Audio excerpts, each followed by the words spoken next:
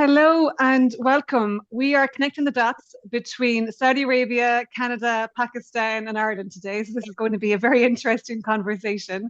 And thank you guys for joining me. I'm loving this conversation already, even though the little bit that we've touched base before this conversation, very interesting, very new. So I'm going to be asking you guys to break it down in simple terms for me. But let's kick off first in connecting the dots. Asma, you go first for me, please. Connect the dots from where you started to where you are today, because you've got a very interesting career already and a very interesting career ahead of you. So help us out, please. My journey started with the incredible support of my family. They've always been my backbone, they've always been my backbone, cheering me on at every step.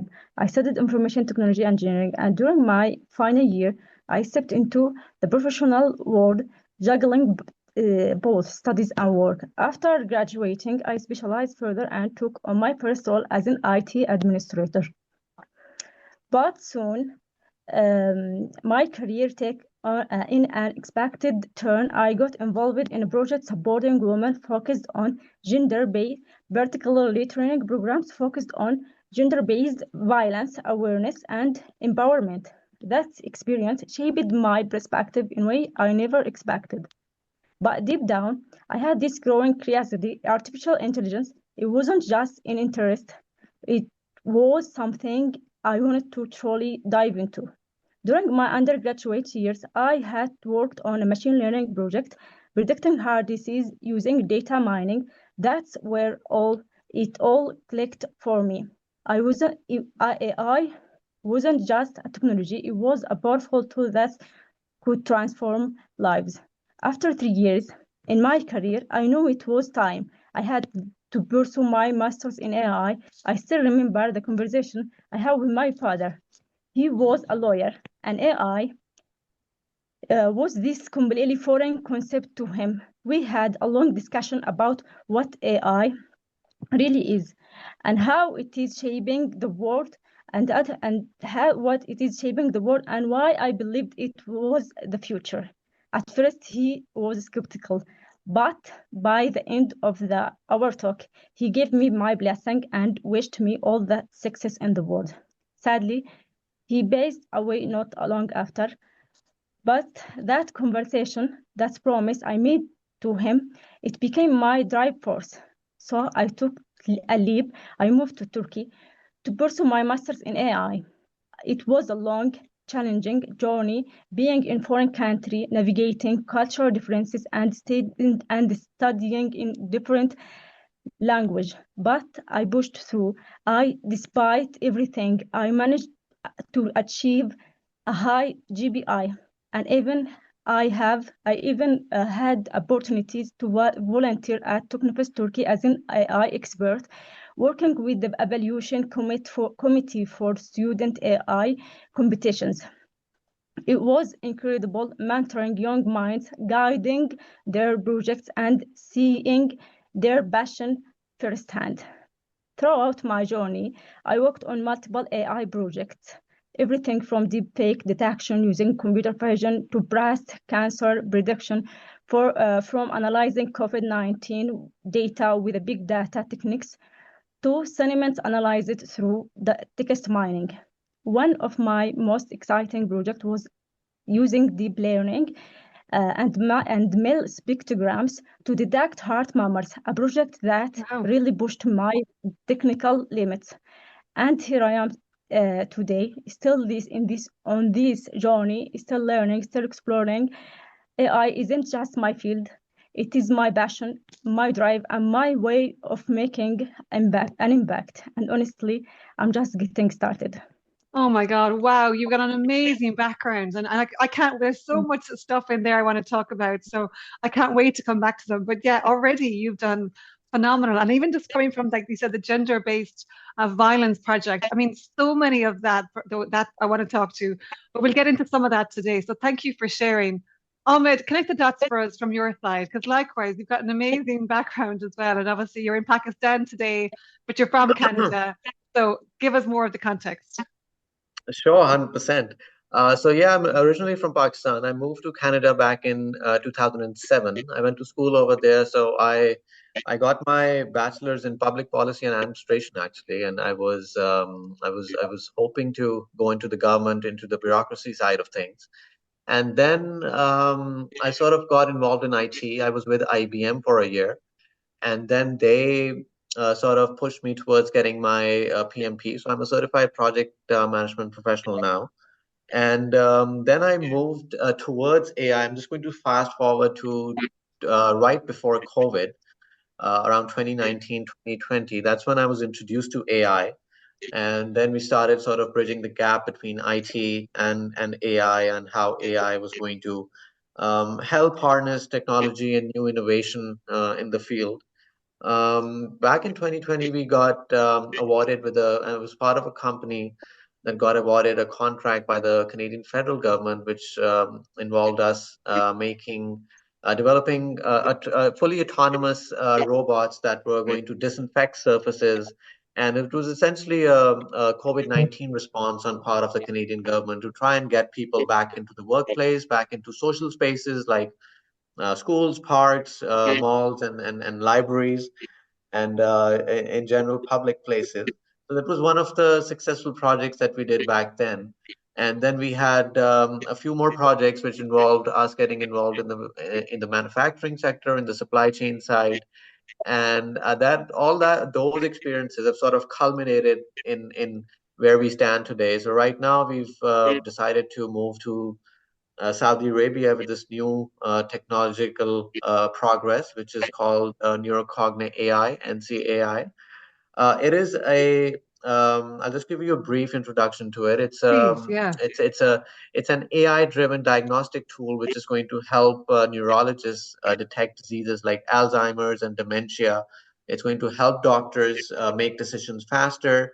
It's going to make healthcare more accessible to all segments of society. It's going to make healthcare cheaper. It's going to tackle diseases of the brain, which were in the past usually diagnosed at a stage when they were sort of a doctor wasn't in a position to help a patient anymore. So we're expecting and hoping to catch these diseases and these ailments earlier. We've decided to move to Saudi Arabia. We feel there's a lot of, we've been embraced with open arms over here.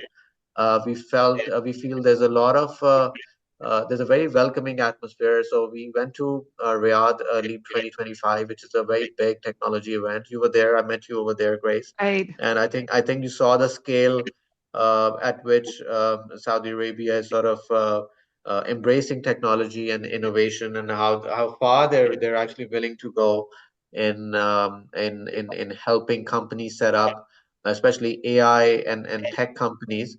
And I think you'll see that ambition of the government resonate in the people, in the local people over there as well. So I met a lot of Saudi youth over there, both men and female. And regardless of gender, they were very interested in AI, they were very interested in technology, a lot of ambition. I found the Saudi women actually had a lot more drive, a lot more passion, especially as you see Asma. I met Asma over there as well. And I met a lot more students, upcoming doctors, medical students, students of neuroscience, as well as students of AI, who wanted to become involved in this sort of a project. And we've taken them on board as part of a Saudi AI leadership empowerment program. So we've onboarded about 7 members now. Six of them are based in Saudi Arabia. We've got another one in Canada. I just onboarded her yesterday. She's from Alberta. And we're also collaborating, so we're trying to set up a nexus, make a nexus of R&D researchers and professors and doctors. So we've got people from York University, Canada on board as well. We've got the James Elder Lab over there. So James Elder himself, we are going to be presenting to him on a monthly basis. So he's going to get connected to the people that we have in Saudi Arabia, and we've designed a training program for them. So there's 2 separate training programs, one for people who are aspiring doctors and pursuing medical sciences and want to get connected to AI. And then the second program is for the hardcore AI professionals like Asma, who will be then following that stream as well. So very exciting times ahead. We've had very good support from the Ministry of Communication and IT. So we've circulated a video in which the His Excellency Abdullah Al Swaha, the minister, he came to our display at LEAP 2025, and he gave us a very raving positive review. And we've got very good support from the other departments from as well, the RDIA, the NTDP, as well. Ministry of Health was very involved as well. They sent their people over. We gave them a demonstration. I will be going, we're trying to set up collaborations with universities and doctors, like I said, in Saudi Arabia. So we have had discussions with King Saud University. I'm due to go there, be there from the 3rd to the 7th of June. So I will be presenting over there. They have their annual conference on neurology. So they have neurologists from all over Saudi Arabia coming over. And so we're going to be presenting over there and exchanging notes with all the top brass of neurology in Saudi Arabia. And yeah, that's about it for my journey for now. So hopefully good things ahead. It's fabulous. Now, it was great to meet you at Leap. And as you mentioned, thankfully it was a good conference. I got there for 2 days only, and I felt like it wasn't big enough. And it was interesting because you're right. I mean, the word I kept coming away with was leapfrogging. I feel like there's such an advancement of technology, and obviously, hardcore AI specialists like Asma on the ground as well, because it's a leapfrog, right? There's so much development happening, and you're right. There's an element of thinking bigger because of there's just the beauty of technology today and AI, and I'm eager to get into how you guys have learned to use it in many situations like COVID, for example, because using AI we can fast track, but also from like Saudi Arabia is after thinking about it from a leapfrogging the rest of the world at the same time. So it's a really interesting space, but I'm still eager to figure out how do I get to move to Saudi. So we'll come back to that at the end. The last question. Yeah. No, I we don't have to know. get you connected down there, 100%. I'm just going to add my 2 cents on the government bit over here. That because I've been involved with the Canadian government as well, and I felt there was a lot of red tape when it came to getting funding approved or getting different ministries on board or different departments to get to, collaborate with us and not necessarily fund us, but just give us some sort of support so that we could go out in the community with their backing. But that's the difference that I've experienced in Saudi Arabia. In Saudi Arabia, you've got all these departments and ministries, and they're working towards the same goal, which is their Vision 2030 plan. And everyone's really ready to help you. Behind I it. mean, Yeah. they reach out themselves, and they're very active on LinkedIn. They were very active at Leap 2025, and it wasn't a bureaucratic process at all. I was very surprised. It was like a private entity almost. If you look Yeah. at the efficiency with which they operate, and it was very streamlined. The right people were coming to us, and we hit all the right notes at Leap 2025. It was far beyond my expectation. I think it's the only country where I can see there's a national strategy that's going to be achieved on time. Like, I think it's the Yes, only country. And to your point, 2030, I've never been in any country at any conference, and I've worked in public policy as well for years, where everybody's talking about the strategy and achieving the strategy in some shape or form. We're contributing. It was warming nearly. I was like, oh my God, incredible. everyone's on board here. Everyone's contributing. Yeah, And it was beautiful. It really was. This is why I was like, this is going to be the place to be for the next, 10, 15 years, hundred where percent, health hundred is percent. health is going to be amazing to watch. The AI. So in terms of the data in and the data out. So the data in, is it biased? How do you check the bias? And how do you use all this data for, said research on COVID-19 and breast cancer and heart murmurs? Give us some context there for those of us that are not AI geniuses like you are. There's a lot of data that's been collected over the years, and this is how essentially AI got into being. That people started realizing how all of this data was just lying over there, and people were just looking at it with basic tools like time series analysis or statistical methods, and looking at any patterns in the data. So once patterns in the data started becoming identified, people started getting ideas about machine learning and how they could train systems on data, right? Now, as far as your specific question about the integrity of data or if the data is biased or not goes, then when we train AI models, initially the accuracy rates are not very high. Sometimes they're in the 60s or the 70s or even the 85%.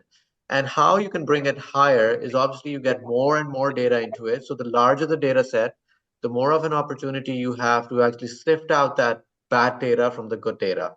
Right. So that's one of the methods. So getting more data into the whole the AI model that you're building, if that makes sense, is Yeah. going to help you sift out in following that process.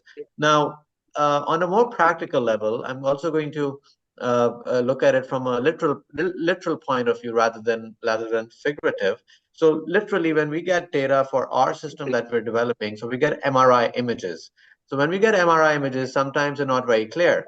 And then there's a data cleansing process that has to go through to first of all magnify, enhance, and clarify those images, and then feed it into the model itself so that it gets a more accurate diagnosis from the model. Now I'm going to just quickly hand it over to Asma. Asma, if you could speak a little bit about the AI projects you've done and how you've used data in them, and where you got the data from, and the projects that you mentioned that you've done in the past. So you did one of the Take your quality time. control projects. I remember it was related to quality control, was it? Heart murmurs production. Yeah, the heart murmurs one, right? So tell us a little bit about that project, just Okay. very basic level. First of all, I take data. This is data is sound data, and convert it to the Mel spectrograms figure. After that, I cleaned the data. Then I classification that for a bad data and the good data. After Very that, I good. trained that I training it. Then can I use it for And classifications? then the model would help you identify if a person in the future had a heart murmur or not, right? Yes, for Okay. 17 disease to For classify. 17 diseases. 17 diseases. Fantastic. And is it in use today? Are we seeing these models being used in clinical care today, or are we still at the evolution of proving its effectiveness and safety? Okay, I'm, Uh, I'm, I'm gonna take that one. So Please. Grace, what's happening right now over the past, I'm gonna fast forward to about 6 or 7 years ago. So I think the real AI explosion was in 2018, 2019 in North America. And I think a lot of that evolution has taken place, and now it's a transition from North America to the Middle East now, and now all that embracement of the same technology is coming over here, and not just the same technology. I mean, these guys are investing a lot more so that technology is there's Leapfrog. more innovation, Yeah. and it sort of catapults us into the future, right? So what actually happens is a lot of these projects in AI in 2018, 19, 20, 21, those years, there were a lot of research and development projects. Over the past 2 or 3 years, what's going on is that people have realized, or the corporate sector has realized, that now we have to start commercializing these products.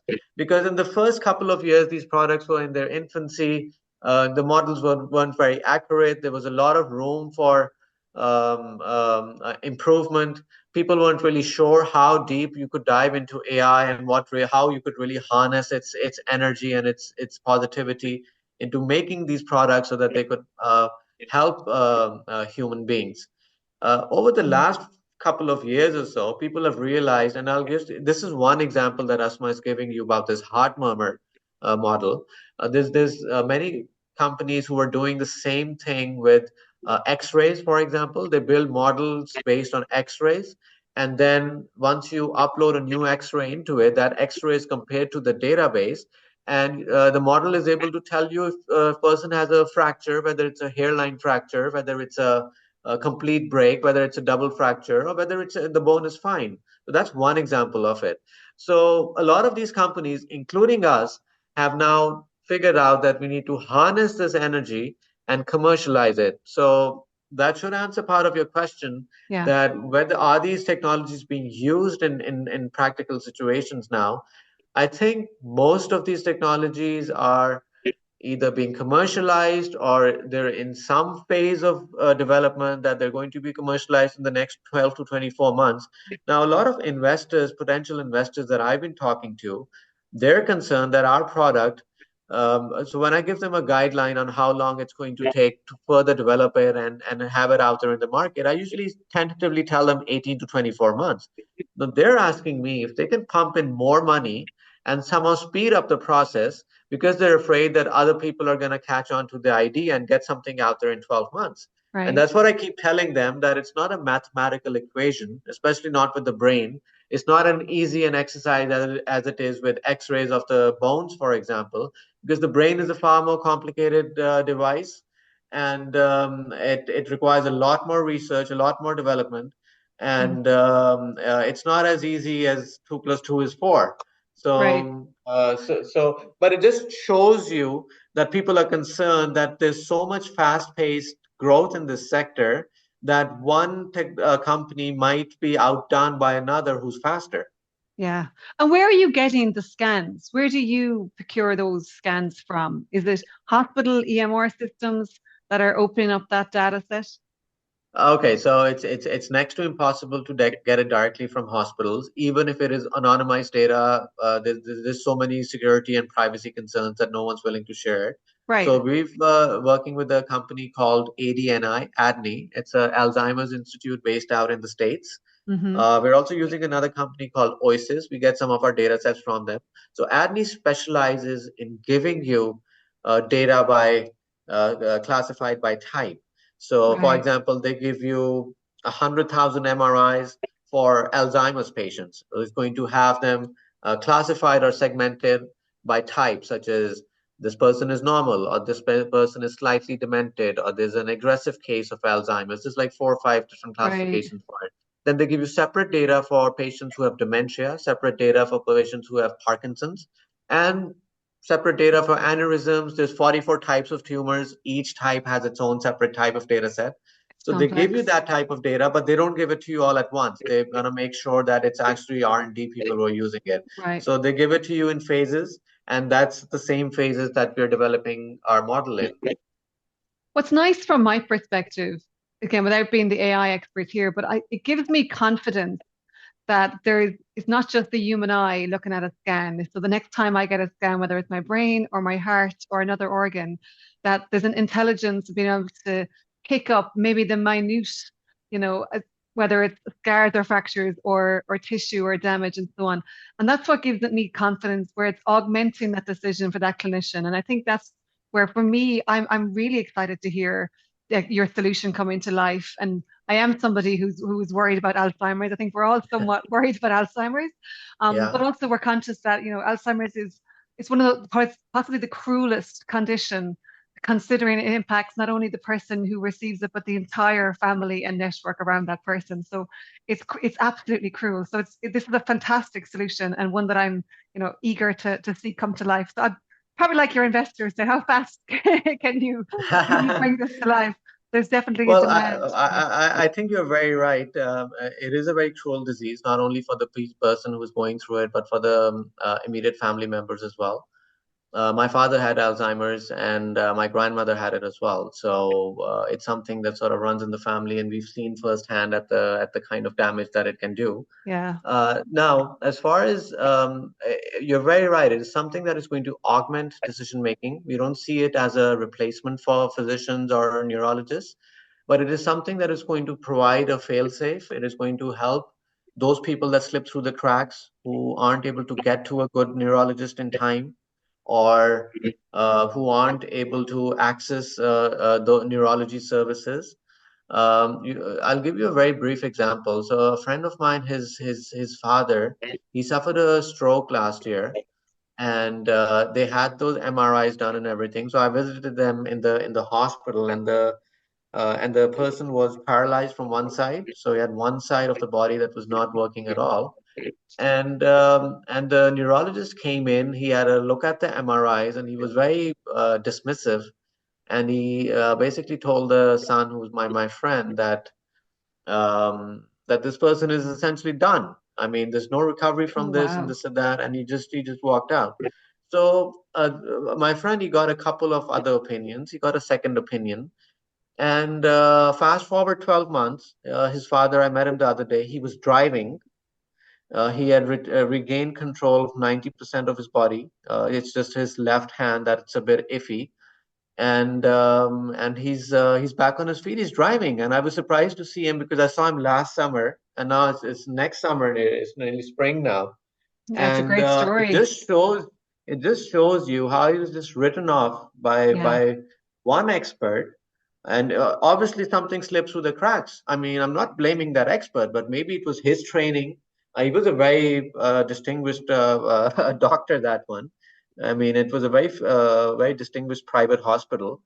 But it just goes to show you how technology can help. yeah, absolutely. And I think, come from the gender balance perspective here, a lot of women are written off for conditions, and endometriosis is a really good example where 9 in 10 women suffer, or 1 in 10 women suffer, but ultimately are written off over time. So we're not taken seriously when we complain of symptoms, and then we're not necessarily taken seriously even when there is a scan. So this does Yeah, give me a reassurance that we can start to catch conditions earlier, and obviously. Asma, you talked about, breast cancer as well, and we know that if breast cancer is caught early, survival rates are very, very high, thankfully. So it just gives me this reassurance of catching, conditions and situations earlier, but also then when, even if it is progressive, you get full, a proper diagnosis, I suppose, or a confirmation of a diagnosis that's not just the human eye or that person. And I'm conscious that we're talking like, we're not negatively talking about clinicians here, but we're all human. And I do appreciate clinicians end up having, 24 or 36-hour shifts sometimes. And, we're all human, but whether it's, and conscious that we're also talking about this during Ramadan, and we started the conversation talking about, some of the tiredness that comes yeah, with that. And yeah. we're at the end of Ramadan, but I can appreciate that's just reality. And there's people that are, in hospital getting scans today, and, there's clinicians that are working and yeah, there's potentially a tiredness, a factor there as well. So we are human. And I like the fact that we're complementing technology and AI and the human factor at the same time. Not to take away from Ab- it, but to complement. Absolutely. So what our system does is to further your point, what it does is a person goes and gets an MRI done. It's going to compare that MRI to the hundreds of thousands of MRIs that we have in our database that we've trained the model on. And now, if it matches to an MRI that in the past developed a problem like Alzheimer's or dementia or Parkinson's or any of the other diseases I mentioned, it's going to raise a red flag.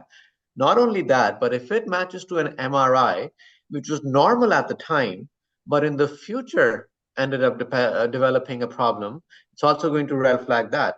So that Yeah, is how it sort predictive. of catch it's predictive. So that is how it catches it earlier. Now, dementia and Parkinson's and Alzheimer's are diseases which are usually caught by people when they're in their 50s or in the 60s, and by that time it's too late. Yeah, So this potentially, it's like breast cancer, right? If you get tested proactively early, you might catch it.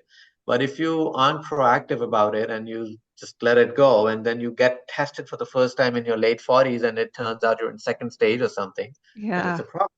So yeah. that's what we're going to try and instill in people that, you know what, just run it through the system and let's see what our system has to say. And you maybe, you catch it at 25 or 27 or 32 years old of age, and then you can try delaying it or maybe even cure it in the future, right? Well, it's interesting in many parts of the world. I'm not sure what it is like in Saudi Arabia, but I can't get access to mammogram over here until the age of 50, unless there's severe complications or family history. So ultimately, to your point, is I may not be able to catch it because I won't have access to the to the scan, and that's something that I'm aware of if there's family history. But many of us don't know our family history because again, people died without having their full diagnosis or full complications being Yeah, measured. So yeah, we're flying a little bit blind in this, and I'm very conscious as well of there's lots of women who haven't had a breast cancer scan ever, and whether for whatever reason they die before they're 50 so you don't know. We just don't know. There's too many gaps in this knowledge base for us to yeah, be confident. So I am very eager to make sure that we can start to scan, safely scan at a younger age and catch whatever risk factor we might have at an earlier stage. And as I said, the AI making it not only accessible but affordable and complementing the clinician who's able to look at the bigger picture of health at the same time. That's quite an exciting time. Yeah, 100%. I'm just going to quickly mention a lady I conversed with a couple of days ago. So her name is Dr. Shata. She's also based in Riyadh. And what she is doing is she runs a clinic, which is a caregiver facility, and they're treating patients for Alzheimer's and dementia and providing them care services 24/7. They also do home care. And what struck me was she's very innovative. So they're also partnering with another company who have made an AI based solution. So what they do is they take images of your feet, and by those images they have a model, they run it through them, and then they're able to tell you if you have an advanced stage of diabetes or not, and whether in the future is it going to lead to amputation. So that's a system that essentially the patient doesn't even have to go to the hospital, which in the past they had to, because these are all Alzheimer's and dementia patients, and it's an exercise getting them from a room to a hospital, trust me. Right, right. So this very small camera, very small system can just go in there, take an image, and let them know if they're in trouble or not. So she's taken that onto her clinic. That they're using that technology now, and it just goes to show you that even small caregiving facilities are realizing how AI is sort of the future, and they're very ready to embrace it. It's not the case in North America. I remember when we made those disinfection robots, it was impossible to get them deployed in hospitals where they were really needed, because all the hospitals said the insurance companies aren't covering us. They can't have an unmanned robotic machine just going haywire in the facility. What if it bumps into a human and someone falls and break their leg? They're going to sue us for like $5 million. So we aren't Right, going to yeah. insure it. And we said the government funded us to make these, and the government said, "Oh, we can't help you." So We can't get out of our own way sometimes in healthcare, can yeah, we? We seem to yeah, create absolutely. solutions and then put up barriers for those solutions to be effective. That's definitely true from my experience. Likewise, similar in relation to the US healthcare system, as well as the UK healthcare system being Yeah, contributing to funding towards a solution and then being yeah, the blocker of it being able to scale. So absolutely. it's, Yeah, it's a 100%. common story. Yeah. Conscious that I'm talking to you guys, from in the Middle East as well. As I think about Leap, one of the really interesting bots that I was talking to is Leap, and I asked the questions around female health, and I got a little bit of no answer. We're not talking about this; it's a sensitive topic. So I'm Yeah. excited to figure out as well, like how do we evolve, the conversation, knowing that we're thankfully the rest of the world is looking at research and funding, and we're starting to open up the conversation. Not that we're progressive in too big a stretch, but women's health is important. Men's health is important. Kids' health is important. We're all different. Those life stages are important. What do you see as the evolution of whether it's with AI again around talking around the what's accessible, affordability, but in a gender balanced way? Give me some of the future. What's that look like, especially for the likes of the Middle East? Okay, so there's two ways to look at it. So number one would be the beneficiaries of health solutions, which is obviously the patients. So if you look at it from a female perspective, you've got a lot more tech coming out to the Middle East, especially Saudi Arabia. Yeah, There's companies who are doing mammograms through AI. They've built AI models. They feed the mammogram into it. It's a very similar sort of machine learning based system that they have a database that it compares it to and lets you know if something's wrong, or if it's predictive, lets you know if something's going to be wrong in the future. So that's one side to look at it. That's one way to look at it from a beneficiary perspective, whereby women are benefiting from an AI-based innovation in yeah, healthcare. But you also have to look at it from the perspective, and this is a very good progress that I think the Kingdom of Saudi Arabia has made. I think they might be even a little bit more ahead of the UAE in this regard, because what's happening is then you also have to look at it from a gender point of view, from a female point of view, when it comes to developing these AI based innovative solutions. So this isn't these solutions aren't really like off the shelf solutions that you buy from North America or America and now the US, and then you bring it to this part of the world, and then you just apply it over here. It's not a vacuum Right. cleaner. It's not a Yeah. Dyson, right? So it's something that has to be developed. Now, what you have to look at is you were there at Leap. I was there like 4 days, 15, 18 hours a day. So I might have more exposure than you You do. I definitely think a had lot more of doctors, exposure. Yeah, about double. right? So you have to look at it from the perspective of who's making that solution. So we're looking at how women are involved on the beneficiary side, that they're benefiting from this technology that's coming out to Saudi Arabia. But you've also got to look at it from the other perspective, which is women actually developing this technology Yeah. and taking it forward. Now, you were at Leap in Riyadh, Grace, and I was there too. I talked to a lot of people during my 4 days. I was there 18 hours a day. I think I talked to 65 to 70% females as compared to men, whether and from all walks of life, from people in the ministry, people higher up in the ministries, whether it was the Yeah. Ministry of Health or the MCIT, especially the MCIT, the RDIA. You look at other institutions like the NDTP, mostly there were women who were very enterprising. They came forward. They had their programs that they found were a very good fit for us, and very ambitious to help us, which was very good. And then if you look at the doctors that came forward. So three of the doctors that we're collaborating with, now come to think of it, it just hit me. All three of them are female. And then we've got a researcher in the King Saud University. She's a professor as well. And as far as look at the interns, we have the Saudi leaders. I think more than half of them are women, whether they are aspiring medical students or whether they are AI professionals. So I think I was actually joking about this the other day to one of the guys I was talking to in Riyadh. I said the women are really ahead of you guys. You guys, I think they're doing very very very well. We're doing well. And that's like one of the reasons why I was eager to do the podcast and to share these, because to your point, that's exactly what I saw. I saw amazing women leaders, and no, amazing men leaders as well, not to say anything negative, but I felt like there was more female leaders like Asma, super qualified, super interesting backgrounds, working on really important projects. And likewise going to be changing the future, like creating the future that excited me for sure. So hence, yeah, that was part of the reason why I was like, I gotta have more conversations where I bring more asthmas to the world, and Ahmed's like yourself is to go, this is a really not only progressive space in terms of AI and progressive space in terms of health and healthcare and women's health. But culturally, this is not the story that we're fed internationally. Like, and this is, I can hand on heart say that the narratives being fed around the world are not what I experienced at all, and it was really refreshing.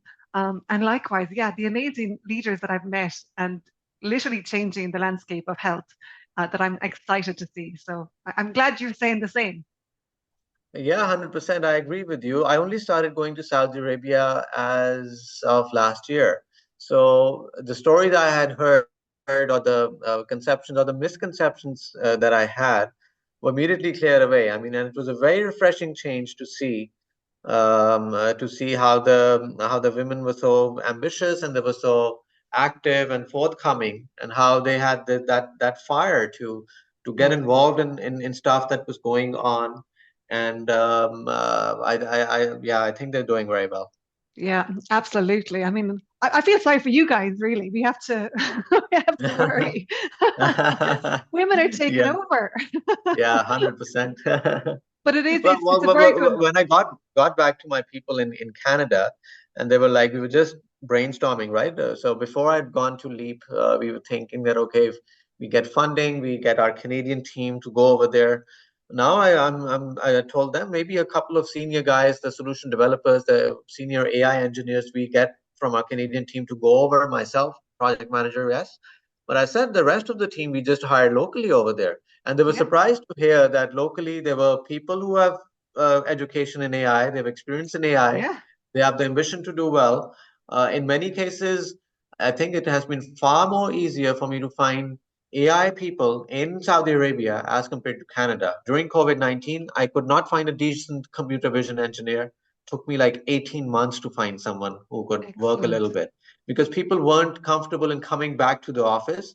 And the whole work from home thing even it took a while to start. It didn't start right away. It started somewhere around 2021, when people got the hang of it. Okay, let's download Zoom and let's do this and let's do that. But Right, right. 2020 was atrocious. You would send someone an email, and if they were sitting in a cubicle next to you, normally they would have replied in half an hour, and then you would have moved forward. Now people were replying like 3 days later. Yeah, So your efficiency just went really down. Our projects were behind schedule, over budget, and not completing on time, and some of them not completing at all.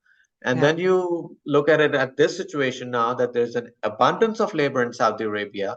All you need to do, you need to go there, you need to set up, you need to harness that labor, use all that positive energy right there, build a product and commercialize it. Essentially, yeah. what we're trying to do.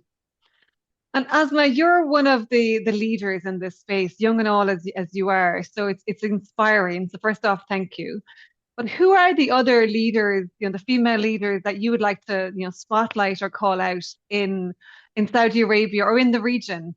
Because to Ahmed's point, I was lucky enough to be introduced to Saudi Arabia and the culture and be over there recently through Lijam and through Shadan, who's their COO. And again, fantastic experience. But can you spotlight some leaders in your network that that I need to know about and that the world needs to also be following? Because we're now following you and your work. One woman who really inspires me is Dalia Fallaj. Is an AI engineer and data scientist that at the Ministry of Communications and Information Technology. Her journey proves that women in technology aren't just shaping the future; they are leading it. Fantastic. Great shout outs. To your point, everyone I seem to talk to has got like senior leaders, that are just killing it and at a really high level with really complex jobs. So also thank you for calling those out because they're definitely women that I want to be following and I want to be making sure that the world also sees their work. And yeah, you guys are leading the way. Ahmed, from your side, who would you like to spotlight as well? Because appreciate you already mentioned a few. Is there others? Yeah, so before I go on to your question, I'm just going to quickly comment on number one, how so there are a lot of female leaders out there in Saudi Arabia in all fields, whether it's the Ministry of Communication and Information Technology or if it's the RDIA. But you also have to look at the fact that a lot of these people are very accessible. That you can go and Mm, approach them, you can talk to them. So 4 days ago, 4 or 5 days ago, I was on LinkedIn, and this was late in the evening. I think it might have been nighttime around midnight, and I just saw someone randomly from the MCIT, and this lady, she was very senior. I went and commented on one of her posts, and I said, okay, we're doing some very innovative work as well, and hopefully we connect soon. So in the morning, I got a call, international call from Saudi Arabia, and he said, okay, you messaged her or you posted or something on a comment on her post, and she immediately called me this morning and she told me to get in touch with you. So what are you guys up to? And I was surprised at how wow. vigilant and they were, and how it was so easy for me to interact with them. And then I told them about our program. They were very interested in the Saudi Women Empowerment Program. Yeah, So that just clicked with them, and now they've asked us to onboard more and more people. They want us to get the head count to up to 20-25 women that we train fantastic. in AI. I'm going to connect you with her as well. After the call, I will send you her LinkedIn. Please. You can probably send her a podcast, and I don't know, maybe in the future you can get her on the podcast as well. But to specifically answer your question, okay, so you have leaders out there in Saudi Arabia, like I said, but there's a lot of women in middle management as well. We're doing very good work. So from Great. the National Technology Development Program and TTP, there's Umaima. I'll probably send her this podcast as well. So she was very helpful. She helps run that program, and she essentially was one of the people who set up all those invitations to Leap 2025, who set up incubators and startups like us to display over there. She remains in the background. She doesn't have a lot of spotlight on her, but she does a lot of hard work. And what I'm trying to say, there's a lot of people in middle management as well, a lot of Yeah. females who really get into nitty gritty and get the job done. Yeah, Obviously, we're good at that. We're definitely good at that level of getting the job done. We're yeah, well good at that 100%, one. 100%, 100%. I'll connect you with all these people I'm telling you about. Excellent. Is there anything that we haven't discussed that you'd like to make sure our audience, who are a lot not from the region, who are new to learning about what's going on in Saudi and the Middle East in general, what would be the one or two things? Is there anything that we haven't talked about that you'd like to make sure for those of us outside need to know, especially for those of us that want to move there? Look, I'm gonna sort of connect this to the to teamwork and how teamwork in sports sort of correlates to people moving to Saudi Arabia or corporations moving to Saudi Arabia. So in team sports, if you look at team sports like soccer or cricket, you've got 10 or 12 individuals playing as a team. You've got people who are defending, people who are doing the hard work in the midfield, and then people who take all the glory. That's the people in Up soccer front, who's yeah. playing up front, right? So, and then there's the goalkeeper who's taking shit all the time, right? So, so Yeah. pardon my French. So, what happens is moving to Saudi Arabia is a very similar sort of a challenge or conundrum. So essentially, what happens is there's a lot of teamwork that's going on over there that you have to look into and benefit from if you can sort of align yourself with it. So you've got teamwork in the sense that you've got the ministries, and there's different ministries. There's an IT ministry, there's a health ministry. So in our case, both of these are applicable to us because we're doing something. We lie at the intersection of IT and AI and health tech. Mm. So now they've got their team, which is moving in a forward direction. They've got these different programs for startups. They've got programs for women empowerment. They've got programs for youth development in terms of mentorship and skill set development. And then you've got all these other institutions like hospitals. So there's the King Faisal, King Fahad, big hospitals, Salman Habib. We've got all these facilities scattered all over Saudi Arabia. So then you have to get them on board as well, form a consortium, get them as part of a team, because this sort of correlates to what our Canadian funding was mandated or stipulated on. What we were stipulated to do, we had to build a consortium where we had tech development teams. Needed to have adopters. So a solution could not be just developed out of the blue and then sold onto the market. You need to find adopters that you're going to develop the solution for. And then after the solution was developed, you needed a distribution channel. You needed R&D people in terms of universities and professors. So you get everyone into the mix, make a consortium, then apply to the government, which is difficult to do. Essentially, Ah, what we're trying to do is in terms of teamwork, I'm just trying to connect it to that, correlate it to that. So we're trying to do the same thing over here. We're trying to get all these doctors, all these neurologists from these big shot hospitals, all the researchers, professors, students from universities, everyone on board, the ministry people on board, the women on board, and then we get our Canadian people on board, and then we make this consortium so that this team works, so that so when we are developing the solution, we have the hospitals on board, we have those doctors on board who are actually going to be using the solution. We get feedback from the patients on whom the solution is going to be applied, and then we get input from ministries because they're the ones who are going to help us then get settled and sell it to the hospitals, get investors on board. yeah. So it's sort of a team sport sort of a effort. Interesting. And that's not the same way it works in other countries. So that's a really good shout out. Thank you, Ahmed. Yeah, Yeah, I like the sports analogy, yeah, obviously. It yeah, links in with my yeah, background. I can understand that one. No, good yeah, call out. Thank you. Absolutely, yeah. thank you. You're welcome.